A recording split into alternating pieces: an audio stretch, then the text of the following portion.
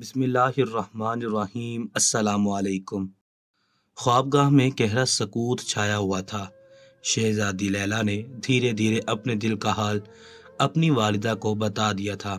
انہیں معلوم تھا کہ ان کی والدہ کافی غصہ کریں گی، انہیں ڈانٹیں گی، انہیں سدھارنے کی کوشش کریں گی، لیکن اس بار انہوں نے جس انداز میں بات کی تھی، ان کی والدہ سمجھ چکی تھی کہ معاملہ بہت آگے بڑھ چکا ہے۔ اب ڈانٹنا، غصہ کرنا یا سدھارنا معاملے کا حل نہیں ہے۔ وہ اپنی بیٹی کی جانب دیکھتے ہوئے غمگین لہجے میں بولی، شہزادی لیلا، آپ ایسا کیوں کر رہی ہیں؟ خدا کے لیے آپ راہ راست پر آ جائیں۔ آپ کو معلوم ہے آپ کے بابا حضور کبھی اس چیز کا بڑھاوا نہیں دیں گے، بلکہ آپ پر غصہ کریں گے، آپ پر پابندیاں لگا دی جائیں گی، آپ سے ہر آسائش چھین لی جائے گی۔ آپ رک جائیں، مت کریں ایسی کوئی غلطی جو آپ کے گلے کا توق بن جائے۔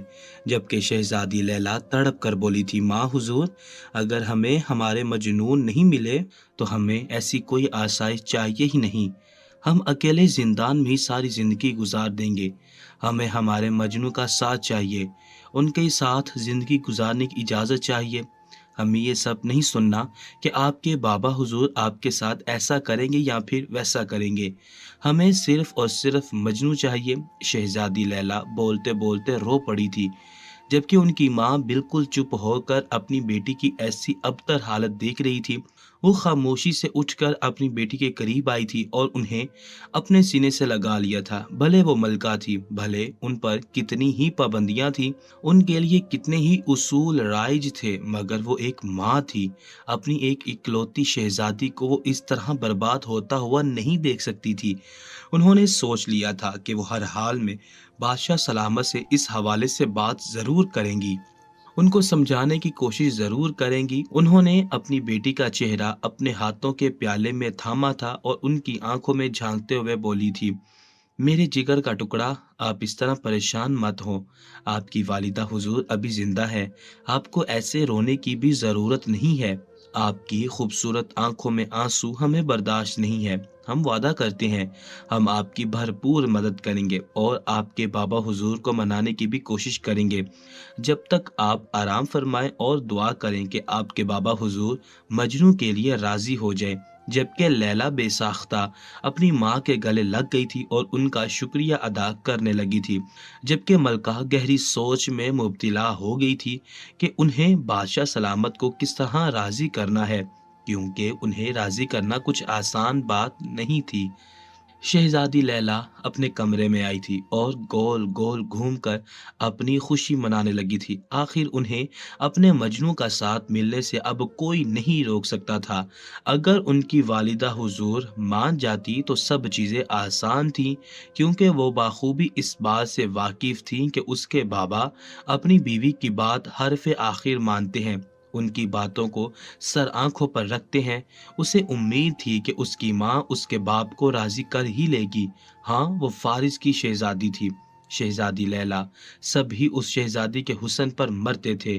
دور دراز سے کئی شہزادوں کا رشتہ شہزادی لیلا کے لیے آ چکا تھا، لیکن اس نے سب کا رشتہ یہ بول کر ٹھکرا دیا تھا کہ وہ ان کے معیار کے نہیں۔ وہ دکھنے میں بلا کی حسین تھی، خوبصورت، لمبے بال جو کمر پر آبشار کی مانند ہر وقت پھیلے رہتے تھے، ایک خوبصورت تاج جو شہزادی کی خوبصورتی میں چار چاند لگا دیتا تھا، قدرتی گلابی گال، غزالی آنکھیں، جو بھی انہیں دیکھتا اپنا آپ ڈوبتا ہوا محسوس کرتا تھا، پنکھڑیوں کی مانند گلابی ہونٹ۔ وہ پوری کی پوری حسن کی شاہکار تھی اور اس پر ایک قیمتی لباس ان کے حسن کو مزید نکھار دیتا تھا۔ ابھی بھی وہ ایک خوبصورت لباس میں موجود اپنی خوابگاہ میں گول گول گھوم رہی تھی، ان کی کھلکھلاہٹ پوری خوابگاہ میں گونج رہی تھی۔ وہ ہنستے ہنستے مسہری پر لیٹ گئی تھی، ان کی آنکھوں میں خوشیوں کے جگنو جگمگا رہے تھے، لیکن یہ شہزادی ابھی تک بادشاہ کے جاہ و جلال سے واقف نہیں تھی، کیونکہ سلطان صرف اور صرف اپنی شہزادی اور اپنی ملکہ کے لیے ہی ایک اچھے شوہر اور اچھے باپ تھے۔ اس کے علاوہ پوری رعایا کے لیے وہ ایک کٹر بادشاہ تھے جن کے سینے میں دل نہیں بلکہ پتھر تھا۔ اگر کوئی شخص ذرا سی غلطی کرتا تھا تو سلطان اس کو ہرگز معاف نہیں کرتے تھے۔ اس کو سزا ہر حال میں دی جاتی تھی اور اسے زندان میں بند کر دیا جاتا تھا، اور کئی کئی سال اس کو ویسے ہی زندان میں رکھا جاتا تھا، اور پھر آخر میں یا چھوڑ دیا جاتا تھا یا پھر گردن اڑا دی جاتی تھی۔ اور شہزادی اس بات کو بالکل ہی فراموش کر چکی تھی کہ مجنو بادشاہ کے سامنے کیا مقام رکھتا ہے۔ وقت کا پہیہ تیزی سے گھومتا جا رہا تھا۔ لیلا کو اپنی والدہ سے بات کیے 1 مہینہ گزر گیا تھا، لیکن ابھی تک ملکہ نے سلطان سے اس حوالے سے بات نہیں کی تھی۔ آج وہ تھک ہار کر ایک بار پھر اپنی ماں کے سامنے بیٹھی ہوئی تھی، جبکہ ملکہ خاموش مورت بنی شہزادی کو باغور دیکھ رہی تھی۔ جبکہ شہزادی فوراً ہی بولی، اماں حضور، کتنا وقت گزر چکا ہے، لیکن آپ نے بابا حضور سے ابھی تک بات نہیں کی۔ آخر آپ کا کیا ارادہ ہے؟ کیا آپ بات نہیں کریں گی؟ جبکہ ملکہ پریشان لہجے میں بولی، ہم نے ایک روز آپ کے بابا سے بات کی تھی، ان کو اپنی بات سمجھانے کی کوشش کی تھی، لیکن آپ کے بابا بہت غصہ ہو گئے تھے۔ انہوں نے صاف کہا تھا کہ وہ شاہی خاندان کے علاوہ آپ کی شادی کہیں نہیں کریں گے، اور ابھی ان کا اس بارے میں بات کرنے کا کوئی ارادہ نہیں ہے۔ ہماری دوبارہ ہمت نہیں ہوئی تھی کہ آپ کے بابا سے مجنو کے حوالے سے بات کرنے کی۔ ہمیں معاف کریے گا، لیکن ہم آپ کے بابا حضور کو اس چیز کے لیے نہیں منا سکتے۔ جبکہ شہزادی کی آنکھوں میں آنسو آنا شروع ہو گئے تھے۔ اس کی والدہ تو ابھی تک جان ہی نہیں پائی تھی کہ شہزادی مجنو کے لیے کتنی پاگل ہو چکی تھی۔ اس کی حالت ایسی ہو گئی تھی جیسے کاٹو تو بدن میں خون نہیں۔ وہ ایک جھٹکے سے اپنی جگہ سے اٹھی اور اپنی ماں کی جانب دیکھتے ہوئے درشت لہجے میں بولی، کوئی بات نہیں، اگر آپ بابا حضور سے بات نہیں کر سکتی تو میں کر سکتی ہوں، اور ان کو بتا سکتی ہوں کہ میں مجنو کے لیے کیا احساسات رکھتی ہوں۔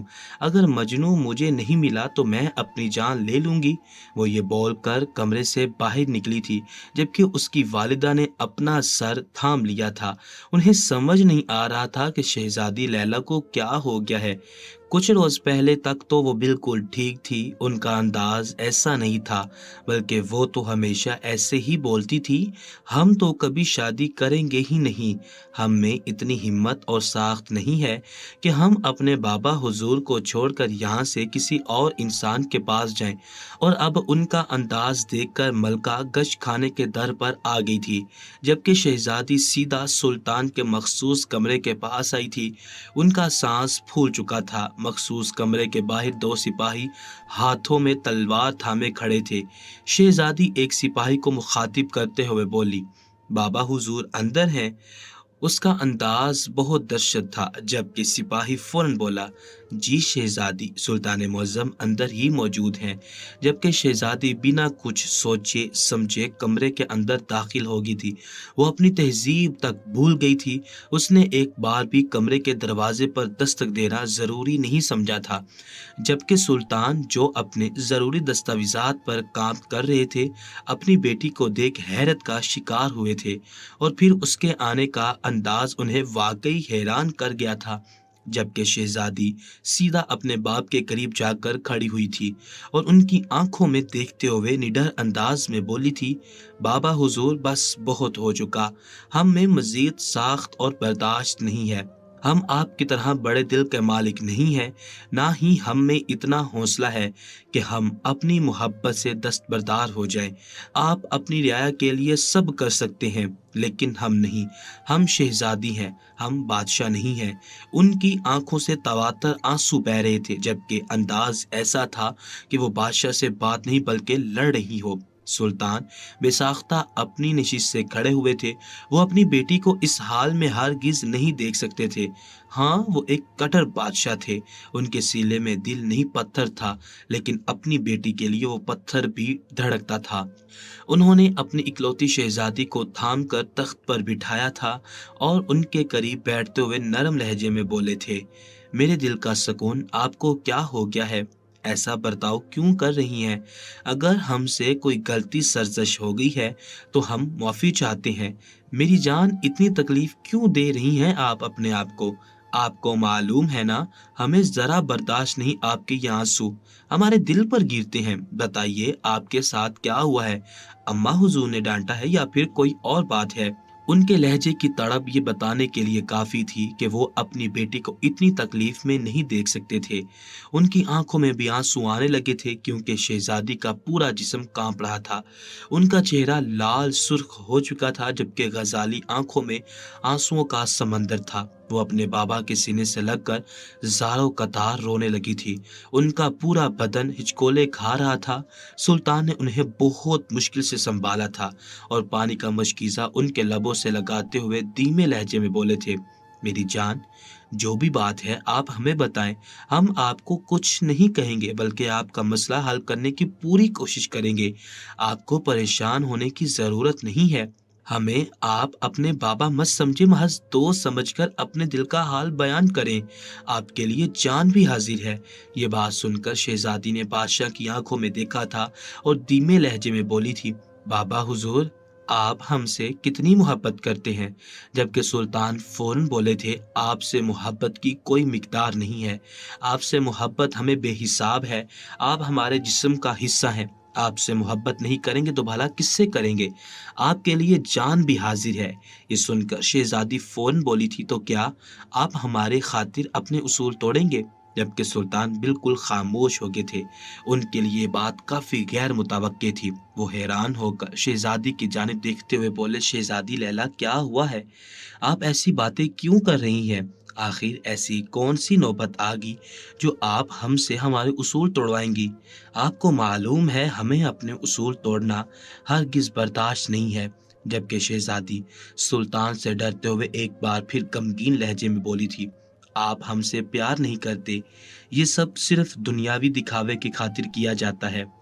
अगर आप हमसे प्यार करते तो हमारे खातिर अपने उसूल तोड़ देते, लेकिन आपने ऐसा नहीं किया, जिससे ये बात साबित होती है कि आप हमसे प्यार नहीं करते बल्कि सिर्फ और सिर्फ दुनिया के दिखावे के लिए करते हैं। वो सफाकियत से बोली थी जबकि ये बात सुल्तान के दिल को छू गई थी। वो बेसाख्ता तड़प कर बोले थे, अपनी औलाद से मोहब्बत दुनियावी दिखावा नहीं होती। हाँ, हम अपने उसूल नहीं तोड़ सकते, लेकिन हमने ये कभी नहीं कहा कि हम आपके खातिर नहीं तोड़ सकते। आपके खातिर तो हम जान दे सकते हैं। तो भला ये उसूल क्या चीज़ है? वो बिना सोचे समझे अपनी बेटी का गम हल्का करने के लिए बोल चुके थे, लेकिन वो जानते ही नहीं थे कि उनकी बेटी क्या मुतालबा करने वाली है। वो फौरन ही एक बार फिर अपने बाबा के करीब हुई थी और उनकी आंखों में देखते हुए बोली थी, तो फिर आप हमारी बात को अहमियत देंगे? उनका अंदाज जताता हुआ था। वो फौरन बोले, हमने कहा ना, आपके लिए जान हाजिर है, तो फिर आपकी बात भी अहमियत देने वाली है। बताइए क्या हुआ है? जबकि शहजादी इस बार खुद को संभाल नहीं पाई थी और अपने दिल का हाल अपने बाबा के सामने खोल कर रख दिया था। बाबा हुजूर, हमें मजनू से इश्क है। हम इश्क की उस हद तक पहुंच चुके हैं कि अगर हमें मजनू नहीं मिला तो हम मर जाएंगे। हमें उनके बगैर सांस लेने में भी दुश्वारी महसूस होती है। हमारा सब कुछ हमारे मजनू ही है। बेशक आप हमारे लिए हमारी पूरी दुनिया है, लेकिन इस दुनिया की खुशियाँ सिर्फ और सिर्फ मजनू से हैं। अगर हमारी ज़िंदगी से खुशियाँ चली गई तो फिर हम बिल्कुल मुर्दार हो जाएंगे। खुदा के लिए हमें हमारा मजनू सौंप दे। माँ हुजूर कहती हैं कि आप हमारी शादी शाही ख़ानदान के अलावा कहीं नहीं करेंगे, लेकिन अगर आपकी बेटी उस शाही ख़ानदान में खुश नहीं रही तो क्या आप खुश रहेंगे? क्या आप मुतमईन हो जाएंगे? जबकि सुल्तान ये बात सुनकर बिल्कुल खामोश हो चुके थे। उन्हें उस वक़्त लैला से हर चीज़ की उम्मीद थी, लेकिन वो ऐसी बात करेंगी उनके ज़हन गुमान में भी नहीं था। अगर ये बात शहर में मालूम होती तो सबका रद्द अमल यही होता, क्योंकि शहजादी लैला बहुत अलग तबीयत की मालिक थी। ان کے پاس جتنی بھی عورتیں اپنے مسائل لے کر آتی تھی تو وہ انہیں یہی سمجھاتی تھی کہ آپ اپنے قدموں پر کھڑے ہو جائیں، اس طرح عشق معشوقی کے چکر میں نہ پڑیں۔ کوئی مرد آپ کو تکلیف دیتا ہے تو اسے چھوڑ دے، بھلے آپ محبت کرتے ہیں یا نہیں۔ اور آج وہ ایسی بات کر چکی تھی کہ سلطان گش کھانے کے در پر آگے تھے، مگر اپنی بیٹی کی حالت دیکھ وہ جان چکے تھے کہ معاملہ بہت خراب ہو چکا ہے۔ وہ شہزادی کی جانب دیکھتے ہوئے بے یقین لہجے میں بولے، شہزادی لیلا، ہم نے کبھی نہیں سوچا تھا کہ آپ ایک معمولی مجنوں پر عاشق ہو جائیں گی۔ ان کو پانے کے لیے آپ اپنی حالت ایسی کر لیں گی۔ جب سب کو معلوم ہوگا کہ ہماری سلطنت کی شہزادی ایک عام مجنوں سے شادی کرنا چاہتی ہے، ان کا ساتھ پانا چاہتی ہے، تو ہماری کیا عزت رہ جائے گی؟ آپ ان سب چیزوں کے لیے نہیں بنی، آپ کا مقام بہت اونچا ہے، ہوش کریں۔ لیکن وہ اگر ہوش کی دنیا میں ہوتی تو کبھی ایسی بات کرتی ہی نہیں۔ انہوں نے اپنے بابا سے صاف کہہ دیا تھا کہ اگر آپ نے ہمیں ہمارا مجنوں نہیں دیا تو ہم خود کو ختم کر لیں گے، اور ایک باپ کبھی اپنی اولاد کو مرتا ہوا نہیں دیکھ سکتا، وہ بھی ایسا باپ جو اپنی اولاد کے لیے پاگل ہو۔ سلطان نے کچھ سوچ کر شہزادی کے کندھوں پر ہاتھ رکھا تھا اور دھیمے لہجے میں بولے تھے، بے شک ہمیں آپ کی شادی شاہی خاندان میں کروانی تھی، آپ کے لیے ہم نے بہت خواب سجائے تھے، لیکن ہمارے اسلام میں یہ حکم ہے کہ اولاد کی خوشی کے آگے کبھی بھی ماں باپ کو دیوار نہیں بننا چاہیے، بلکہ شادی سے پہلے اپنے بچوں سے ان کی رضامندی ضرور پوچھنا چاہیے، اور خاص کر کے ایک بیٹی سے یہ بات ضرور کرنی چاہیے کہ تم کسی کو پسند کرتی ہو یا نہیں، اور ہم اس بات کو اہمیت دیتے ہیں، اس لیے آپ کو پریشان اور رونے کی ضرورت نہیں ہے۔ آپ کے بابا ابھی حیات ہیں، ہم آپ کی شادی مجنوں سے ہر حال میں کروائیں گے، یہ ہمارا آپ سے وعدہ ہے۔ وہ کوئی معمولی شخص تھوڑی تھے، وہ ہر بات کو سمجھنے والے تھے۔ ہاں، وہ کٹر تھے، انہیں بہت جلد غصہ آ جاتا تھا اور وہ اپنے غصے میں سب چیزیں تہس نہس کر دیتے تھے، لیکن وہ ہر بات کو سمجھنا ضروری سمجھتے تھے۔ جبکہ یہ بات سن کر شہزادی لیلا کی بانچیاں کھل اٹھی تھی، وہ فوراً ہی اپنے باپ کے سینے سے لگتے ہوئے روتے ہوئے بولی تھی، بابا حضور، ہم آپ کا جتنا شکریہ ادا کریں اتنا کم ہے۔ آپ ہمارے بابا نہیں بلکہ ہمارا سب کچھ ہیں۔ ہم دعا کرتے ہیں کہ ہمارا شوہر بالکل آپ کی طرح ہو، جو بالکل آپ کی طرح سوچتا ہو۔ ہم مجنوں کو ہمیشہ کہتے ہیں کہ تم میرے بابا جیسے بنو، جیسے وہ سب کے لیے اچھا فیصلہ کرتے ہیں، تم بھی ہمارے لیے اور اپنے لیے ایک اچھا فیصلہ کرو۔ جبکہ وہ یہ بول کر خاموش ہو جاتا ہے کہ آپ کے بابا کی تو ہم کیا ہی بات کریں، وہ سلطان ہیں، اور ایک عظیم سلطان جو اپنی رعایا پر جان چھڑکتے ہیں۔ جبکہ سلطان نے مسکرا کر اپنی بیٹی کے ماتھے پر ایک محبت بھرا بوسہ دیا تھا اور انہیں مان بخشا تھا کہ ابھی ہم حیات ہیں، آپ کو اتنا رونے کی ضرورت نہیں ہے۔ جبکہ وہ خوشی خوشی اپنی خوابگاہ کی جانب گامزن ہو گئی تھی۔ ان کے جاتے ہی سلطان کے چہرے پر چٹانوں جیسی سختی آ گئی تھی۔ ہاں، وہ اپنی بیٹی سے بہت محبت کرتے تھے، ان کے لیے اپنے اصول توڑ سکتے تھے، لیکن انہیں بھی کافی تکلیف ہوئی تھی جب انہوں نے اپنی بیٹی کے لیے مجنوں کا انتخاب کیا تھا، لیکن اب وہ کچھ نہیں کر سکتے تھے۔ وہ اپنی بیٹی کو خوش رکھنے کے لیے ہر حد پار کر سکتے تھے، اسی لیے انہوں نے اس بار اپنا ایک اصول توڑ دیا تھا اور اپنی بیٹی کی شادی شاہی خاندان میں کروانے کی بجائے مجنوں کا انتخاب کیا تھا۔ وقت تیزی سے گزرتا جا رہا تھا۔ سلطان نے کئی بار شہزادی سے اس بات کا تذکرہ کیا تھا کہ وہ مجنوں سے ملاقات کرنا چاہتے ہیں، لیکن شہزادی نے یہ بول کر ٹال دیا تھا کہ مجنوں کا کہنا ہے کہ جب تک وہ کچھ بن نہیں جاتا، اپنے پاؤں پر کھڑا نہیں ہو جاتا، تب تک وہ آپ سے ملاقات نہیں کرے گا۔ آج تک ہم نے کبھی مجنوں کو براہ راست نہیں دیکھا، وہ ہمیشہ ہمارے سامنے نقاب میں آتا ہے۔ جبکہ سلطان حیران رہ گئے تھے۔ انہوں نے لیلا سے محض یہی کہا تھا کہ ہمارا سب کچھ آپ کا ہے، ہماری یہ شاہی سلطنت آپ کی ہے، تو آپ کے مجنوں کو کوئی کام کرنے کی ضرورت نہیں ہے۔ آپ اور آپ کے مجنو ہمارے اس محل میں ہی رہیں گے، لیکن لیلا نے منع کر دیا تھا کہ اس کا مجنو بہت خوددار ہے، وہ ایسا نہیں کرنا چاہتا، وہ مجھے اپنے بلبوتے پر خوش رکھنا چاہتا ہے۔ جبکہ سلطان یہ سن کر خاموش ہو گئے تھے۔ ان کی بیٹی بہت نازوں سے پلی تھی، اس کے پاس ہر آسائش تھی، کیا وہ مجنو کی غریبی میں زندگی گزار سکتی تھی؟ اور ان کے دل نے بے ساختہ اس بات کی نفی کی تھی، کیونکہ ایک عورت کبھی بھی بنا آسائش کے نہیں جی سکتی۔ اور یہاں سلطان بہت غلط ثابت ہونے والے تھے۔ جب لیلا نے اس چیز کے لیے انکار کیا تو سلطان نے اپنی طرف سے مجنو کو ایک تحفہ دینا چاہا تھا۔ آخر کو وہ شاہی خاندان کا داماد تھا، اس کے لیے کچھ کرنا بے حد ضروری تھا۔ سلطان نے پوری سلطنت میں اس بات کا اعلان کروایا تھا کہ جس بھی دکان سے مجنو سامان خریدے گا یا پھر کچھ کھائے گا، کوئی بھی دکاندار مجنو سے اجرت نہیں لے گا۔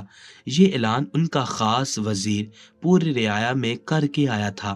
جبکہ تمام دکانداروں نے حیران ہو کر وزیر کو دیکھا تھا۔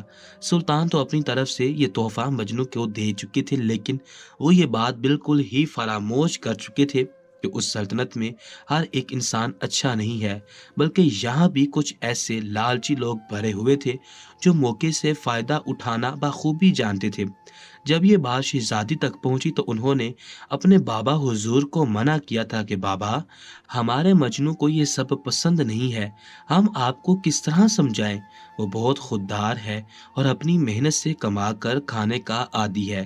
آپ اپنا یہ حکم واپس لے لیں، وہ ناراض ہوگا ہم سے۔ جبکہ بادشاہ سلامت دو ٹوک لہجے میں بولے تھے، ہمارا مستقبل کا شہزادہ دکانوں پر اجرت دیتا ہوا اچھا نہیں لگے گا۔ یہ نہیں ہے کہ ہم اس پر کوئی احسان کر رہے ہیں، یہ اس کا حق ہے، وہ شاہی خاندان کا حصہ بننے والا ہے، اس لیے اس کے لیے سب معاف ہے۔ آپ کو معلوم ہے نا، یہ سلطنت ہماری ہے، ہمارے خاندان والے پیسے نہیں دیتے، بلکہ ہم ایک ساتھ ہی سب کا حساب کر دیتے ہیں۔ سلطان بھلے بادشاہ تھے، ان کی پوری ایک سلطنت تھی، محل تھا، روپیہ پیسہ سونا سب تھا، لیکن اس کے باوجود وہ غریبوں کا حق نہیں کھاتے تھے۔ ان کا حق وہ سب سے پہلے ادا کرتے تھے، اور یہی چیز لوگوں کو ان کی بہت پسند تھی، مگر انہیں ذرا علم نہیں تھا کہ ان کے حکم سے کیا ہونے والا ہے۔ تقریباً 2 ہفتے بعد سلطان کے محل کے سامنے قطار لگی ہوئی تھی۔ سلطان اپنے مخصوص کمرے میں بیٹھے اپنے کام میں مگن تھے جب ایک سپاہی کمرے کے دروازے پر دستک دے کر داخل ہوا۔ اس کے انداز سے معلوم ہو رہا تھا کہ معاملہ کافی خراب ہو چکا ہے۔ وہ ہڑبڑاتے ہوئے بولا، سلطان معظم، غضب ہو گیا، ہمیں تو یقین نہیں آ رہا کہ ہماری سلطنت میں ایسے لوگ بھی موجود ہیں۔ سلطان، سب خراب ہو چکا ہے، آپ کے حکم نے سب تہس نہس کر دیا۔ جبکہ سلطان بے ساختہ اپنی جگہ سے کھڑے ہوئے تھے، انہیں سپاہی کی بات بالکل سمجھ نہیں آ رہی تھی۔ وہ ان کی جانب دیکھتے ہوئے پریشان لہجے میں بولے، آپ اتنا گھبرائے ہوئے کیوں ہیں سپاہی؟ ہمیں بتائیے کیا ہوا ہے، کیونکہ کوئی بھی سپاہی بنا سلطان کی اجازت کے کمرے میں داخل نہیں ہوتا تھا۔ اگر یہ سپاہی اس طرح آیا تھا تو یقیناً کوئی نہ کوئی بڑی بات ہو چکی تھی۔ جبکہ سپاہی ہڑبڑاتا ہوا بولا، سلطان معظم، محل کے باہر بہت سارے لوگ کھڑے ہوئے ہیں اور بار بار آپ کا مطالبہ کر رہے ہیں۔ جبکہ سلطان کے ماتھے پر شکن پڑے تھے۔ یہ سب کیا ماجرا تھا؟ انہیں کچھ سمجھ نہیں آیا تھا۔ وہ سیدھا دربار کی جانب اپنے قدم بڑھا چکے تھے اور سپاہی کو حکم دے دیا تھا کہ ایک ایک کر کے ان سب کو دربار کے اندر بھیجنا شروع کرو۔ آخر ان سب کا کیا مسئلہ ہے؟ ہم سکون سے سننا چاہتے ہیں۔ اس طرح سے گھبرانے کی یا ہڑبڑانے کی ضرورت نہیں ہے۔ اگر سب تہس نہس ہو گیا ہے تو وہ ٹھیک بھی ہو سکتا ہے، اور وہ ہر چیز کو زیادہ سر پر سوار نہیں کرتے تھے، یہ ان کی عادت میں شمار تھا۔ بڑے سے بڑے مسئلے کو وہ چٹکیوں میں حل کر دیتے تھے، تو بھلا یہ کیا ہی مسئلہ ہو سکتا تھا؟ ان کے دربار میں آتے ہی پورا دربار سجانا شروع کیا جا چکا تھا۔ سلطان اپنی نشست پر بیٹھے سب چیزوں کو ملاحظہ کر رہے تھے۔ سب سے پہلے دربار کے تمام مشیر ایک قطار میں آ کر بیٹھ چکے تھے۔ بالکل ان کے سامنے کچھ معزز ہستیاں اور درباری بھی آگے تھے، اور پھر وزیر نے ایک ایک کر کے باہر موجود انسانوں کو اندر آنے کی اجازت دینا شروع کی تھی۔ ایک بوڑھا شخص سلطان کی نشست کے سامنے آ کر کھڑا ہوا تھا۔ سلطان اس کو باغور دیکھ رہے تھے۔ وہ شخص سلطان کی جانب دیکھتے ہوئے پریشان لہجے میں بولا، सुल्तान मुअज्जम 2 हफ्ते हो चुके हैं। रोजाना एक नया मजनू आता है और हमसे सामान लेकर चला जाता है। अब तो दिन में 5-5 नए मजनू आ रहे हैं और सामान लेकर जा रहे हैं। इस तरह हमारी पूरी दुकान ही खत्म हो गई है। और जब मैं आपके खजांची के पास अपना पैसा लेने के लिए आया तो उसने देने से इनकार कर दिया कि एक अकेला मजनू इतना सामान कैसे ले सकता है। लेकिन सुल्तान मुअज्जम, हर रोज नया मजनू आता है। हम तो खुद इस चीज की वजह से परेशान हैं। अब आप हमें बताएं कि हमें क्या करना है। जबकि सुल्तान की हैरानगी के बाइस आंखें बड़ी हो गई थी। वो बूढ़ा शख्स क्या कह रहा था, सुल्तान को उसकी बात बिल्कुल समझ नहीं आई थी। उन्होंने उसी पल 2-4 आदमियों को मजीद अंदर आने का हुक्म दिया था। उन सब ने भी यही बात कही थी कि हर रोज नया मजनू आता है और सामान लेकर जाता है। और जब हम ये कहते हैं कि कल तो दूसरा मजनू था तो वो ये बोलकर बात खत्म कर देता है कि वो झूठ बोल रहा था, मैं ही सच्चा मजनू हूँ। इस तरह हमारी पूरी दुकान खत्म हो चुकी है और आपका खजांची इतना पैसा देने से इनकार कर रहा है। सुल्तान मुअज्जम, हमें हमारा हिसाब चाहिए। जबकि सुल्तान की अब बस हो चुकी थी। उन्होंने फौरन ही अपने खजांची को पैगाम पहुंचाया था कि जो भी शख्स अपना जितना भी हिसाब बताता है उसका हिसाब पूरा कर दो, क्योंकि इन गरीब लोगों का कोई कसूर नहीं है, कसूर हमारे हुक्म का था। और यहाँ मौजूद रहा का सुल्तान ने फौरन ही शहजादी लैला को अपने मखसूस कमरे में तलब किया था। उनकी हैरत बजा थी, आखिर ऐसे कैसे कोई भी शख्स खड़ा होकर अपने आप को मजनू बोल सकता था। सुल्तान जब भी मजनू से मुलाकात करना चाहते थे ताकि कभी मसले मसाइल पैदा ना हो, लेकिन उनकी लापरवाही ने बहुत बड़ा मसला खड़ा कर दिया था।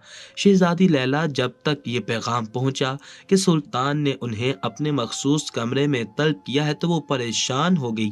उनके दिमाग में सबसे पहला ख्याल अपने मजनू का ही आया था। वो फौरन बड़े बड़े कदम लेते हुए सुल्तान के मखसूस कमरे तक आई थी और हल्की दस्तक देकर अंदर दाखिल हो गई थी। जबकि सुल्तान चेहरे पर दुनिया जहां की परेशान सजाए थोड़ी के नीचे हाथ रखकर बैठे हुए थे। वो जब भी परेशान होते थे तो वो ऐसा ही करते थे। जबकि शहजादी जान चुकी थी कि मामला काफी गंभीर है, वो सीधा अपने बाबा के कदमों में बैठी थी और उनकी जानिब देखते हुए परेशान लहजे में बोली थी, सुल्तान मुअज्जम, सब खैरियत है?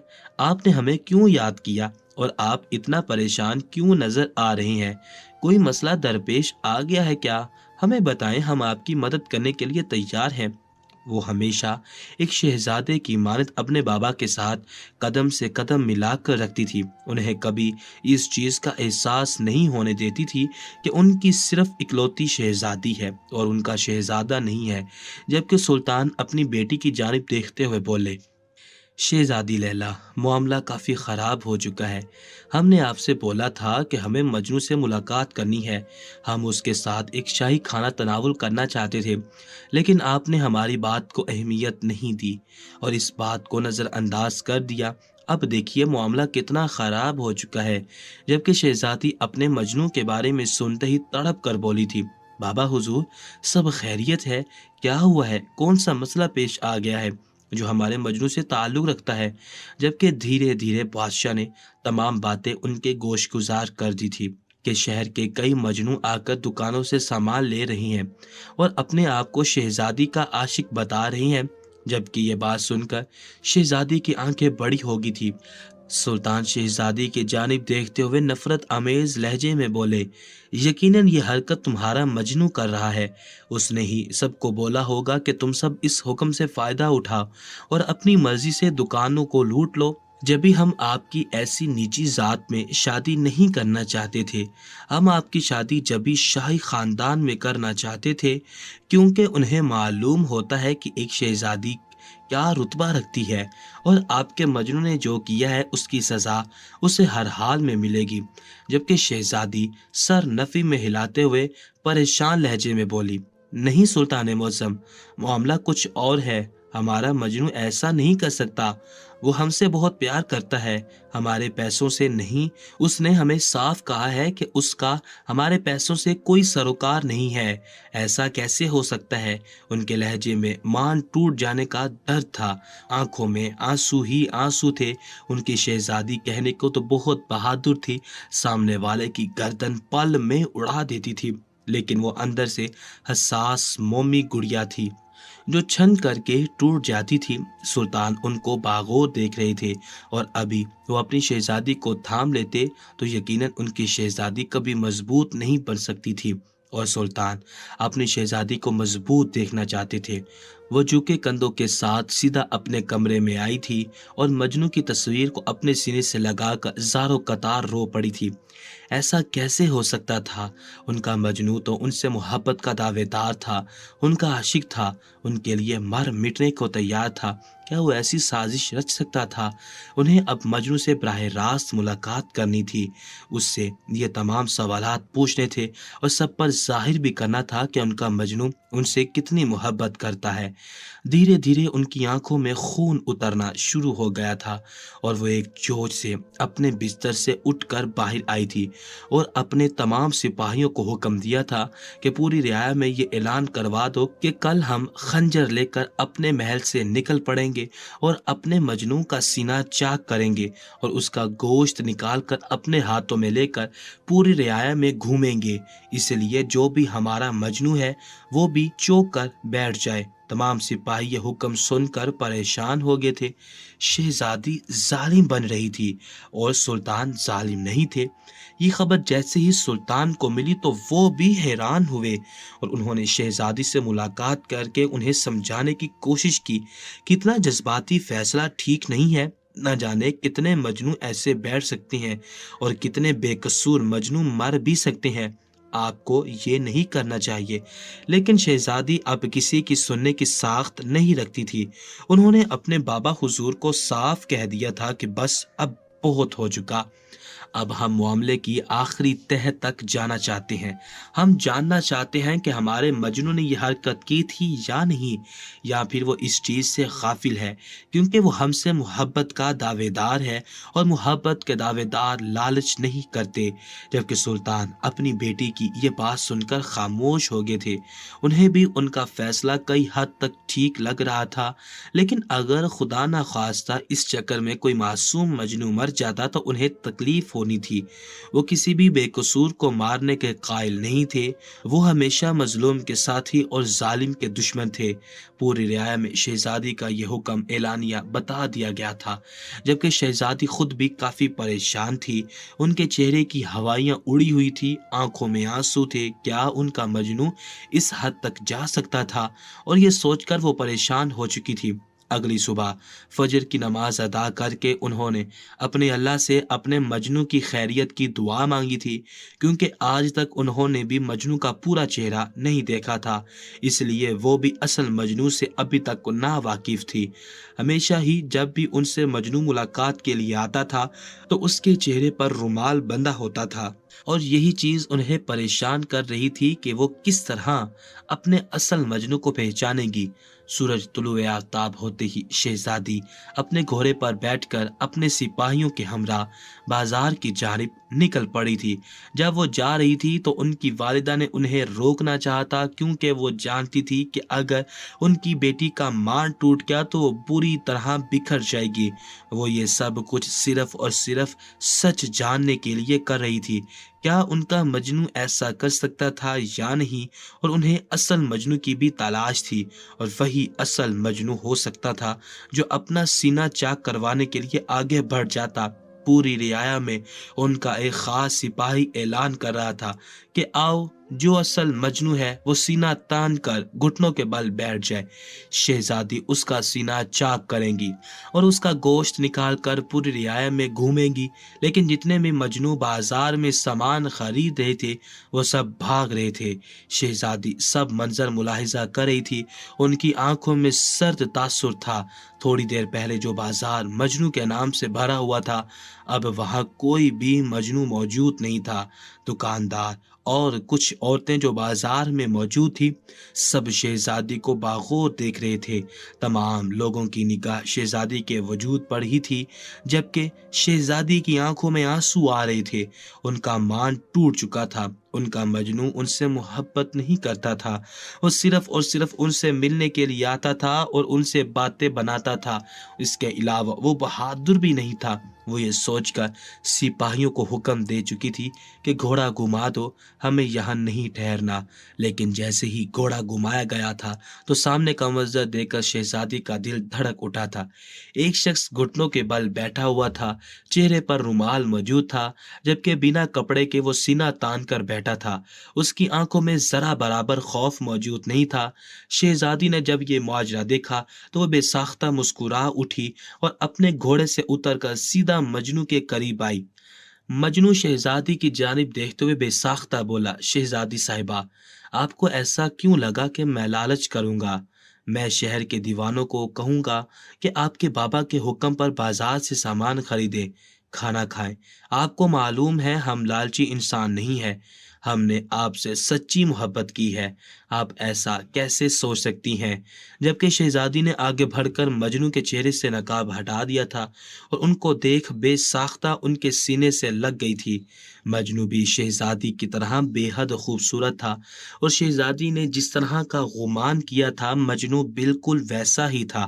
ان کے ساتھ محل کی طرف چل پڑی تھی۔ مجنو نے منع بھی کرنا چاہا تھا لیکن اب شہزادی سننا نہیں چاہتی تھی۔ سلطان نے ان تمام دکانداروں کو بلوا کر مجنو کا سامنا کروایا تھا۔ کیا یہ شخص آپ لوگوں کی دکان پر مجنو بن کر سامان خریدنے کے لیے آیا ہے؟ جبکہ سب نے بے ساختہ سر نفی میں ہلایا تھا کہ یہ شخص ایک بار بھی ہماری دکان پر نہیں آیا، اور شہزادی جان چکی تھی کہ یہی میرا اصل مجنو ہے، اور ویسے بھی وہ ان کی آنکھوں کو پہچانتی تھی اور ان کی آنکھوں میں اپنے لیے سچے جذبات دیکھ وہ جان چکی تھی کہ اس کے علاوہ ان کا مجنو کوئی اور ہو ہی نہیں سکتا، اور روح کو روح کی پہچان ہوتی ہے۔ اور جب شہزادی ان کے سینے سے لگی تھی تو انہیں احساس ہو چکا تھا کہ یہی میرا مجنو ہے۔ سلطان نے بڑے پیمانے پر ان دونوں کی شادی کروائی تھی، جبکہ مجنو شہزادی کو اپنے ساتھ اپنے غریب خانے لے جانا چاہتا تھا، لیکن بادشاہ کے حکم کے مطابق اسے محل میں ہی ٹھہرنا پڑا تھا۔ لیکن وہ بادشاہ کی سلطنت میں سے ایک روپیہ بھی لینا پسند نہیں کرتا تھا، اور یہی چیز تو شہزادی کو مجنو کی پسند تھی کہ وہ خوددار تھا اور لالچی انسان نہیں تھا۔